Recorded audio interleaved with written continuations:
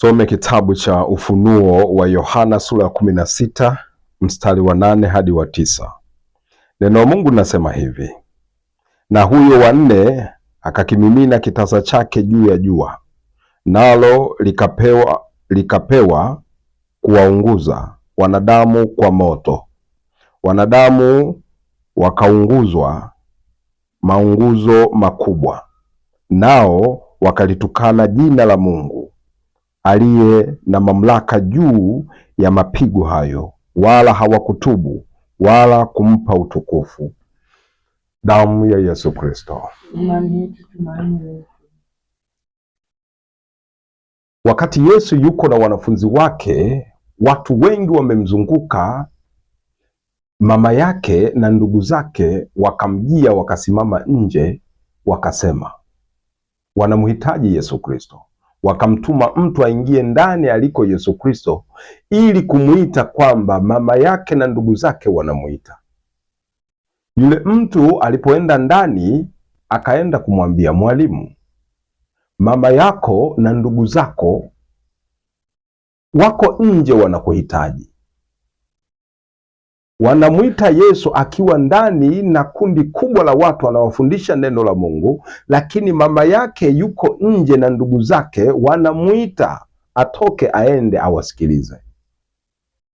Yesu Kristo akasema hivi, mama yangu na ndugu zangu, mama yangu ni nani na ndugu zangu ni nani? Akawatazama watu wote waliokuwa wamemzunguka, wameketi wakisikia neno la Mungu, akasema, mama yangu na ndugu zangu ni hawa wanaolisikiliza neno la Mungu. Hawa ndiyo mama yangu na huyu ndiye ndugu yangu. Huyo mama aliyekuwa nje ni mama gani? Na huyo ndugu aliyekuwa nje hayupo mbele yangu kusikia neno la Mungu ni nani? Lakini mama yangu mimi na ndugu zangu mimi ni hawa wanaolisikia neno la Mungu. Damu ya Yesu Kristo. Watu wanatakiwa kuelewa siri ya maandiko matakatifu. Yesu Kristo Bwana wetu anafundisha nini? Watu wanatakiwa kujua kwamba Yesu Kristo sio mwanadamu kama watu wengine wanavyofikiria. Yesu Kristo ni Mungu aliye hai, ndiye aliyeumba mbingu na nchi, ndiye aliyeumba wanadamu wote, ndiye aliyeumba mataifa yote ya dunia. Yeye aliyeumba wanyama wa porini na wanyama wa kufugwa, yeye aliyeumba samaki baharini, yeye ndiye aliyeumba ndege wa angani, kila kiumbe mbinguni na duniani. Yeye ni Mungu. Watu wanatakiwa kujua Yesu Kristo sio mwanadamu wa kawaida kama sisi tunavyomwona, lakini Yesu Kristo ni Mungu aliyeuvaa mwili akakaa kwetu ili atufundishe siri ya msamaha wa dhambi, siri ya uzima wa milele. Ni yeye akauchukua mwili akauvaa ili afanane na sisi, tuwe naye pamoja. Lakini Yesu Kristo sio mwanadamu kama tunavyodhani. Kwa hiyo kwa namna nyingine Yesu Kristo anawafundisha Wayahudi wajue, wasikae wakalinga wakajisifu kwamba kwa sababu Yesu Kristo amezaliwa katika ukoo wao. Ndiyo, Yesu Kristo amezaliwa kwa Wayahudi, lakini wasikae wakajisifu kwa sifa hiyo kwamba Yesu Kristo ni wetu sisi, ni damu yetu. Yesu Kristo anamjibu huyu aliyetumwa na mama, akasema, mama yangu ni nani? Hii anataka kutuonyesha mimi sina mama isipokuwa mama zangu ni hawa wanaosikia neno la Mungu. Kwa hiyo ni ujumbe hata kwa Mariamu mama yetu kwamba usijisifu kwa sababu ukasema huyu ni mwanangu, ukabaki kusema tu huyu ni mwanangu niliyemzaa. Kama hukusikiliza neno la Yesu Kristo na kulipokea na kuliamini, huo umama wa jinsi ya mwili hautakuokoa, kwa sababu Yesu Kristo sio mwanadamu. Alikuwepo kabla hata ya kuzaliwa na ndiye aliyeiumba dunia. Sasa kuzaliwa kwa Bikira Maria ni njia ya Mungu aliyoichagua kuja ulimwenguni akae na sisi atufundishe siri ya uzima wa milele. Ndio maana anatakiwa Mariamu ajue, Bikira Maria ajue kwamba kumzaa Yesu Kristo kwa jinsi ya kibinadamu haina maana ndio utaenda mbinguni kwa nafasi hiyo, bali mbinguni utaingia kwa kusikia na kuliamini neno la Yesu Kristo uliyemzaa. Ndio maana anasema mama yangu ni hawa wanaosikia neno la Mungu na kuliamini. Mtu asidhani kwamba kwa sababu yeye Yesu Kristo ni ndugu yake, kwamba huyu ni mtoto wa mama mkubwa, huyu ni mtoto wa mama mdogo, kwamba sasa ukoo ni mmoja, amezaliwa katika ukoo wetu, ni ndugu yetu, ni kaka yetu. Wasidhani kwamba kwa ukaka huo, kwa undugu huo ndio wataulisi uzima wa milele. Yesu anasema ndugu yangu ni yule anayesikia neno la Mungu na kuliamini. Huyo ndiyo ndugu yangu, huyo ndiye mama yangu. Hii anamaanisha kwamba mimi sio mwanadamu kama mnavyonifikiria. Mimi sina mama, mimi ndiyo mama na mimi ndiyo baba, ila mama wangu mimi na ndugu yangu mimi ni yule anayelisikia neno langu na kuliamini. Huyo ndiyo mama yangu. Kama anaweza akamwambia mama yake aliyemzaa kwa jinsi ya mwili kwamba mama yangu mimi sio wewe, bali mama yangu mimi ni yule anayesikia neno la uzima, huyo ndio mama yangu. Kama anaweza kumwambia Bikira Maria namna hii, vipi Wayahudi wajue kusema Yesu Kristo amezaliwa kwetu, ni ndugu yetu? Hii haiwasaidii kufika mbinguni. Hii haiwezi kuwapa uzima wa milele, kwamba Yesu Kristo ametoka kwa Wayahudi, Yesu Kristo ni Mwisraeli. Hii haisaidii kufika mbinguni, isipokuwa ni lazima wamwamini Yesu Kristo, wamtegemee Yesu Kristo, waamini katika damu yake. Hiyo ndiyo itakayowafanya kuwa Yesu Kristo ni ndugu kweli. Ndio maana Yesu Kristo anasema hivi, anawaambia wale waliomwamini, anawaambia ninyi ni ndugu zangu, Mungu wangu ni Mungu wenu, Baba yangu naye ni Baba yenu, na nyinyi ni ndugu zangu. Kwa nini? Hawaambii wale ambao hawamwamini Wayahudi, hawaambii Wayahudi, anawaambia Wayahudi waliomwamini yeye. Hawaambii watu wote, anawaambia wale watu waliomwamini yeye wakalipokea neno la Mungu kwa kinywa chake. Hao ndio ndugu wa Yesu Kristo, na hao ndio mama wa Yesu Kristo, na hao ndio watu wana wa Mungu. Damu ya Yesu Kristo, imani yetu, tumaini letu. Kwa hiyo wakati fulani Wayahudi wanakengeuka kwa sababu tu wanapata ile sifa Yesu Kristo alizaliwa kwao. Hii sifa inabaki kuwa sifa. Yesu Kristo kweli alikuja ulimwenguni kwa Wayahudi, alikuja ulimwenguni kupitia Wayahudi, kupitia Ibrahimu, lakini Wayahudi wajue kama hawakumwamini Yesu Kristo, bado huyo sio ndugu yao, bali ni adui yao.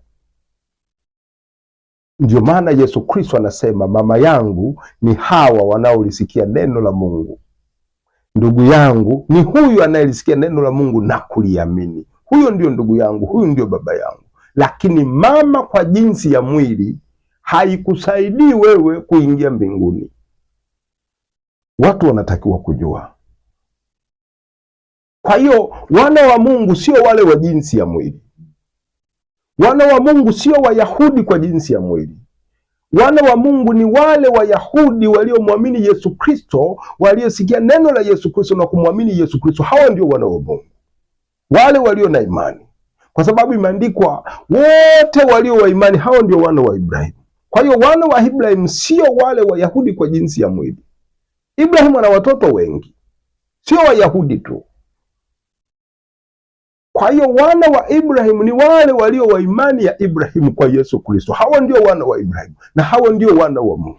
Watu wanatakiwa kujua, hao wote walio wa Kristo, wanaomwamini Yesu Kristo, wenye imani ya Ibrahimu, vile vile hao ndio wanaitwa wana wa Mungu, hao ndio wanaitwa wana wa Ibrahimu, na hao ndio Israeli wa Mungu.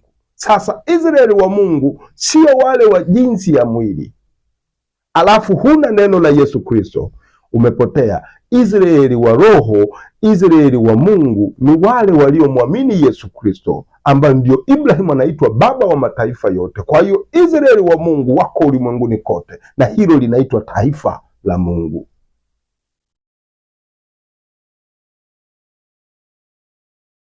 Tumesoma hili neno katika Ufunuo. Neno hili ni ufunuo wa mambo yanayotimia sasa na mambo yatakayotimia baadaye, na sasa yanatimia, tunayaona. Neno la Mungu, Yohana anasema hivi akaona, na huyo malaika wa nne akakimimina kitasa chake juu ya jua. Akakimimina kitasa, malaika wa nne akakimimina kitasa chake juu ya jua, na watu wakaunguzwa kwa moto kupitia hilo jua. Watu wakaungua, watu wakapata maumivu makali, watu wakaadhibiwa. Ni wakati wa kuadhibiwa, moto unawaunguza. Neno la Mungu linasema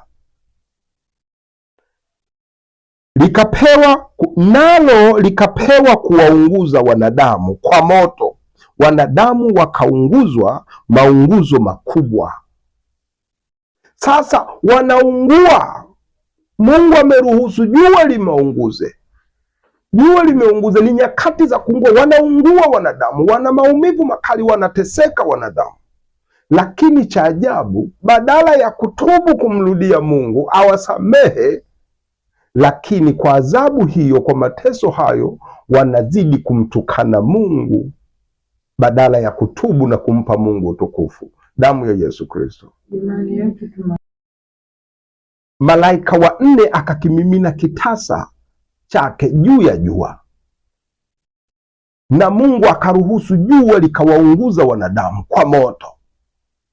Wakaungua moto, wakawa na maumivu makali, mateso makubwa. Lakini kwa mateso hayo hawakurudi kwa Mungu kutubu, kusema Bwana utusamehe, sisi ni wenye dhambi, tumekukosa, wewe ni Mungu na sisi ni wanadamu wadhaifu, tumekukosa, tunarudi kwako. Hawakusema. Biblia inasema badala ya kutubu na kumpa Mungu utukufu, wakamtukana Mungu, wakamtukana Yesu Kristo.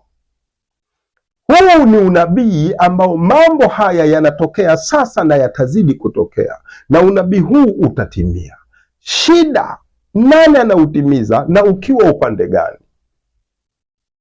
Kwa sababu yaliyotabiriwa lazima yatimie, kwamba wanadamu watateseka, wataunguzwa kwa moto. Mungu ameruhusu hiyo, wataunguzwa kwa moto. Malaika wa nne amepewa kumimina kitasa chake juu ya jua, kwenye jua, na jua litawaunguza kwa moto. Wataumia, watateseka, wataadhibiwa na Mungu, ili kuwarudisha watubu, wamrudie Mungu. Badala yake neno la Mungu linasema hawatatubu wala kumpa Mungu utukufu aliyeruhusu mateso hayo. Zaidi sana watamtukana Mungu. Kwa maumivu wanayoyapata watamtukana Mungu, kwa mateso wanayoyapata watamtukana Mungu. Badala ya kutubu kumlilia Mungu, watamtukana Mungu. Haya ndiyo yanayotokea sasa hivi. Damu ya Yesu Kristo. Imani yetu, tumaini yetu. Haya ndiyo yanayotokea sasa hivi.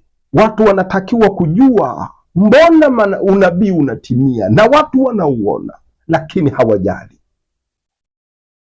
Mungu anaporuhusu mateso kwa mwanadamu, haina maana anamchukia, bali anampenda ili arudi kwake, atubu, amlilie Mungu. Mungu atamsamehe.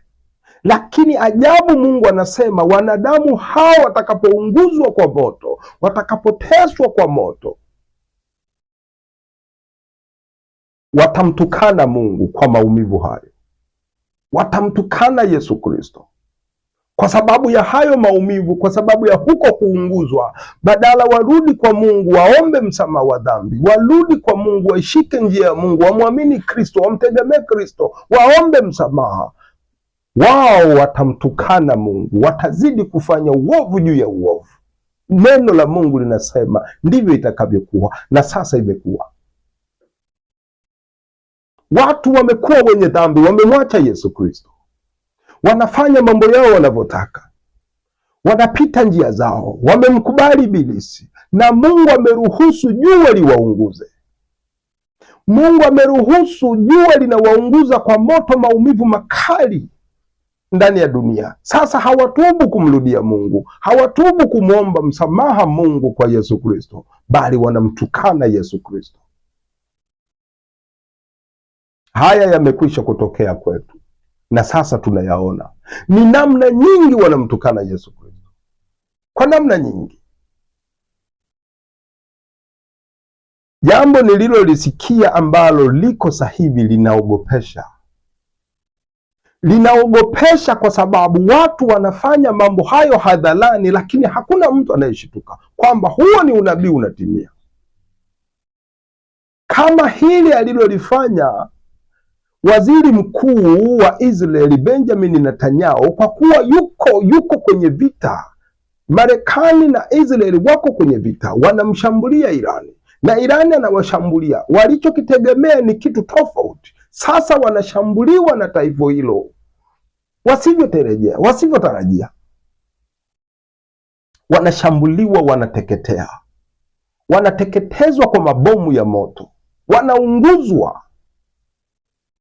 Lakini Benjamin Netanyahu, hiyo tarehe ya 19 ya mwezi wa 3 huu 2026, anahutubia, anamtukana Yesu Kristo moja kwa moja. Anamtukana Yesu Kristo, anasema Yesu Kristo hakuwa na msaada wowote wala hana faida yoyote kwao. Yesu Kristo hakuwa na msaada wowote tangu zamani mpaka sasa. Yesu Kristo hana faida, hakuwa msaada, hakufanya chochote kwao. Angalia tusi kubwa hilo. Kwa nini anatukana kipindi hichi yuko vitani? Kwa nini anamtukana Yesu Kristo na yeye ni Myahudi? Watu wanatakiwa kujifunza kutoka kwa Wayahudi, lakini Wayahudi wanamtukana Yesu Kristo. Akiwa kiongozi mkubwa wa juu anayeongoza vita, anamtukana Yesu Kristo. Kwa sababu gani? Kwa sababu wanaunguzwa moto. Mungu anawaadhibu warudi kwa Mungu. Mungu anawaadhibu, ameruhusu moto unawaunguza. Mabomu yanatua, mabomu ya moto yanawaunguza. Kadiri wanavyojitahidi kuiangamiza Irani, wanajikuta Irani ndio inawaangamiza wao. Kadiri wanavyopanga mipango kuimaliza Irani, wanajikuta Irani ndio inawaunguza wao. Sasa badala ya kurudi kwa Mungu, tumekosea wapi? Turudi kwa Mungu, tuombe rehema, tusaidie tuweze kuinuka na kushinda. Sasa matokeo, wanamtukana Yesu Kristo kwamba Yesu Kristo sio lolote, sio faida kwetu, wala hakufanya lolote la kumsaada. Hakuna msaada wowote kwa Yesu Kristo. Wanamtukana Mungu, wanamtukana Yesu Kristo badala ya kumpa utukufu Mungu. Hawajui wanaadhibiwa warudi kwa kuwa wamemwacha Mungu, wanahamisisha ushoga. Wanajiona wao wako sawa, wanajiona wao ni wenye haki. Kila wanachofanya wanahisi kwamba wao wako sawa. Wanamwambia si tuko sawa. Uko sawa namna gani kama Israeli wewe ni taifa takatifu linaloitwa na kuaminika hivyo, unaazimisha ushoga kila mwaka hapo? Unategemea Yesu Kristo afurahi, unategemea Mungu afurahi, unaazimisha ushoga. Yeye na Marekani anasapoti ushoga ulimwenguni. Israeli anaazimisha ushoga kila mwaka. Sasa wanaunguzwa moto, badala ya kutubu kuiacha hiyo dhambi. Matokeo yake wanatimiza wao wenyewe unabii kwamba watakapounguzwa kwa moto na kuteswa, wanadamu hawa hawatarudi kwa Mungu watubu, bali watamtukana Mungu. Leo Benjamin Netanyahu anatimiza mwenyewe unabii huu kwamba anamtukana Yesu Kristo. Anasema Yesu Kristo hakuwa msaada wala sio chochote wala sio faida kwetu. Anatimiza unabii kwamba watamtukana Mungu kwa sababu ya maumivu, watamtukana Mungu, na sasa wamemtukana. Tusome mara moja hilo neno, mstari wa 8, Ufunuo sura ya 16 unasema, na huyo wa 4 akakimimina kitasa chake juu ya jua, nalo likapewa kuwaunguza wanadamu kwa moto, Wanadamu wakaunguzwa maunguzo makubwa, nao wakalitukana jina la Mungu aliye na mamlaka juu ya mapigo hayo, wala hawakutubu wala kumpa Mungu utukufu wala kumpa utukufu. Mwenye mamlaka ya kuizima hii vita, kuuzima huu moto unaowaunguza Israeli na Marekani ni Mungu, ni Yesu Kristo. Yaani wao wakisema tunataka kumaliza vita, Irani anasema vita hii haitaisha, tutaendelea na vita. Israeli na Marekani wanatamani vita iishe hata leo, lakini Irani anasema hii vita bado ndo kwanza tunaanza. Kwa hiyo wao wanafikiria wanaweza kuzima hii vita, kumbe ilibidi warudi kwa Mungu, waombe msamaha. Mungu angeimaliza hii vita haraka sana, lakini wao wamemuasi Yesu Kristo, wameukumbatia ushoga kana kwamba ushoga uliwaumba, kana kwamba ushoga ndio unaowapa pumzi ya kupumua. Sasa hawataki kuacha uchafu wao, badala yake wanaunguzwa, wanamtukana Mungu, wanaunguzwa kwa moto wa mabomu, wanamtukana Mungu. Inaogopesha, inaogopesha dunia tulipofikia. Ni nyakati za mwisho, ni nyakati ya mwisho. Wayahudi wale, Waisraeli wale wenyewe wanamtukana Yesu Kristo, wanatimiza unabii wenyewe. Benjamin Netanyahu ni kiongozi mkubwa wa serikali ya taifa la Israeli, anasema Yesu Kristo sio faida, wala hakuwa faida, wala hawezi kumsaidia yoyote. Badala ya kutubu wanamtukana, badala ya kuomba msamaha wanamtukana Yesu Kristo. Unabii wanautimiza. Hivyo ndivyo dunia ilivyo, inatimiza unabii wa Mungu bila wao kujua. Mungu alisema na sasa tunayaona, ndiyo maana tunasema ni nyakati za mwisho. Kristo yuko karibu kuja, Kristo amekaribia kuja. Unabii, tunamshukuru Mungu kwa kuwa anatuonyesha haya. Ninayoyasema ndiyo hayo mnayoyasikia. Mimi ndiyo mwenye mamlaka ninayewaadhibu watu wangu ili wanirudie niwaokoe, lakini badala ya kunirudia kwa adhabu hii, kwa mateso haya, kunipa utukufu mimi Mungu, wananitukana. Sasa hilo ndo linaitwa taifa teule, taifa takatifu. Hilo sio taifa takatifu. Kama mtu yoyote au taifa lolote linamtukana Yesu Kristo, hilo sio taifa teule, bali ni taifa la kimashetani, kwa sababu anayemtukana Mungu ni shetani, mpinga Kristo ni shetani. Kwa hiyo kama mwanadamu anasimama na kumtukana Yesu Kristo na kumdhihaki Yesu Kristo, huyo ni shetani, sio taifa teule wala sio mtakatifu huyo.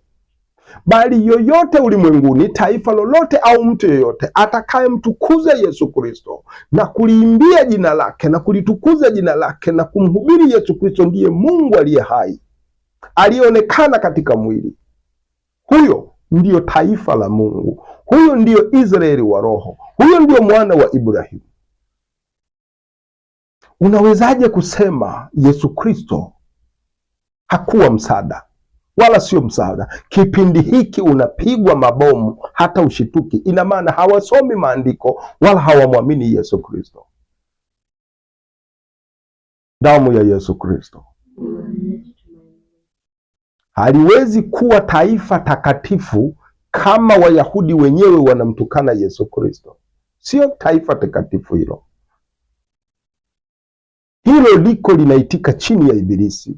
Unawezaje kufanya ushoga, sherehe ya ushoga kila mwaka hapo, na hatuoni kuadhimisha Ukristo hapo? Tunaona ushoga, alafu unasema taifa takatifu. Taifa takatifu ni kila mtu aliyemwamini Yesu Kristo, kama Yesu Kristo mwenyewe alivyosema, mama yangu ni yeye anayelisikia neno la Mungu na kuliamini. Huyo ndiyo mama yangu na huyo ndiyo ndugu yangu.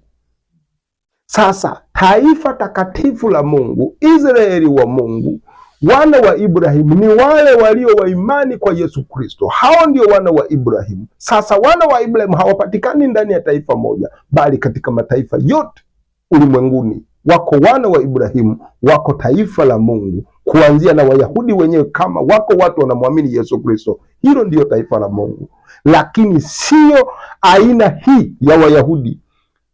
Benjamin Netanyahu asimame amtukane Yesu Kristo alafu tuseme huyu ni Myahudi mwana wa Ibrahimu. Huyu sio mwana wa Ibrahimu. Hawa ni Wayahudi feki, Wayahudi kwa jinsi ya mwili, wasio na adabu kwa Yesu Kristo. Unawezaje kumtukana Mungu? Yesu Kristo sio mwanadamu. Alikuja duniani ndiyo akauchukua mwili, akaonekana kwetu akiuvaa mwili. Neno likachukua mwili likaonekana kwetu.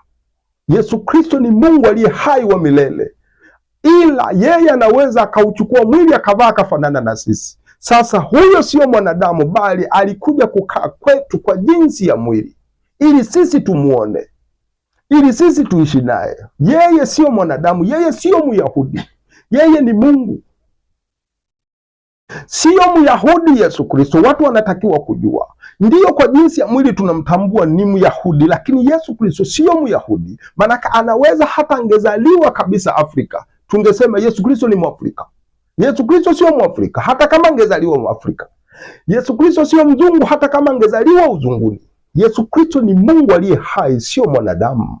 Kwa hiyo watu wanatakiwa kumwogopa, watu wanatakiwa kumhofia. Leo Benjamin Netanyahu anamtukana Yesu Kristo. Mungu amsamehe, kwa sababu anatimiza maandiko kwamba baada ya maumivu makali ya kuunguzwa hawatatubu, watamtukana Mungu. Leo Israeli inapigwa mabomu, inawaka moto, wanapata maumivu makubwa. Badala ya kutubu, kumrudia Mungu, kumpa Yesu Kristo utukufu, wanamtukana Yesu Kristo. Damu ya Yesu Kristo. Tuombe Mungu, Mungu atusamehe. Maana unabii unatimia, unabii unatimia siku hadi siku. Hii kumaanisha Yesu yuko karibu, Yesu anakuja. Watu wajiweke sawa, sio kumtukana Yesu Kristo.